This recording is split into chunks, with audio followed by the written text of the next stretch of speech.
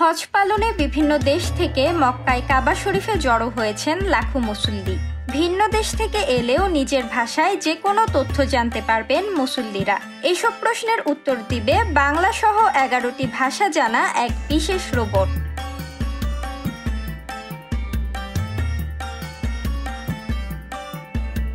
কাবা শরীফের আচ্ছাদন গায়ে এই রোবটগুলি রাখা হয়েছে মসজিদুল হারাম ও মসজিদে নববীতে। হজ করতে আসা যাত্রীদের গন্তব্যপথের দিক নির্দেশনা দিচ্ছে এসব রোবট।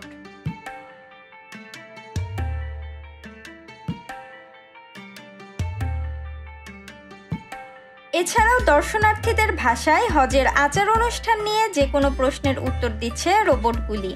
এমনকি হজ দর্শনার্থীদের প্রয়োজনে ধর্মীয় ফতোয়াও দিতে সক্ষম এসব রোবট। হজ পালন সহজ করতে ও তথ্য সুবিধা নিশ্চিত করতে এই রোবট সেবা দিয়ে থাকে সৌদি আরব সরকার।